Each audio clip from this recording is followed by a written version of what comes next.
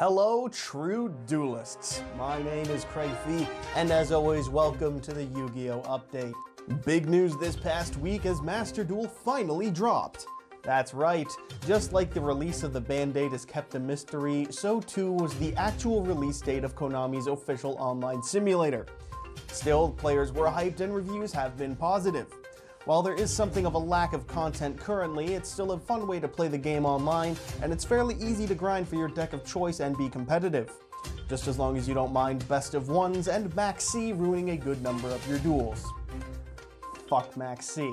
Players in the TCG are beginning to seethe as we wait for the new ban list. Despite the no sooner date then being January the 17th, and now both remote duel YCSs having taken place, we are still over a week past the date with no ban list. Could this be the next eternal format?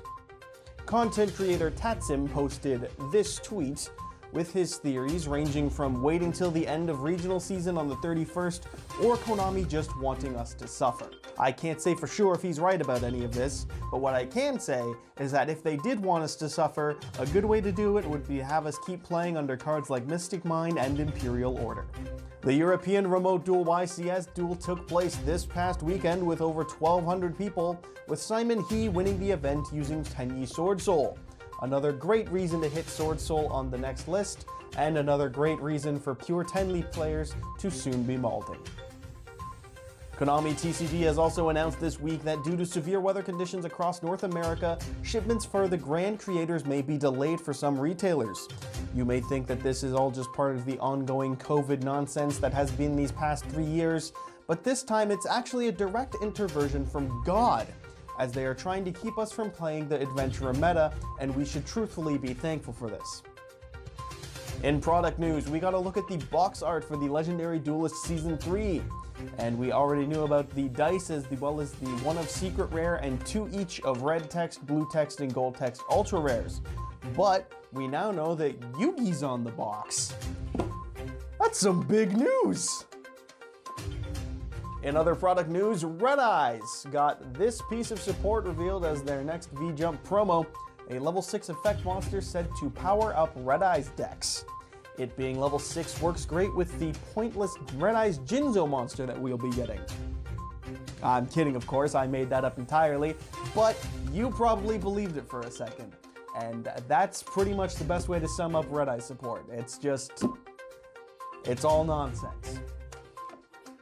In community news, the first episode of the Progression Series 2nd season dropped this Monday, once again going over Legend of Blue Eyes. That's right, we're going back to the only format in history that has more cards set per duel than a match with Guru Control.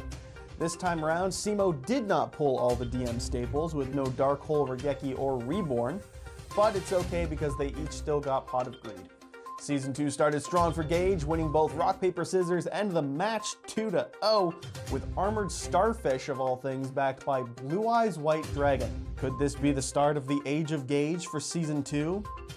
Based on his performance from last season, no, absolutely not. This is do not get your hopes up. Still, we can look forward to next week's episode as they move on to the next set released in chronological order, not just mainline series sets.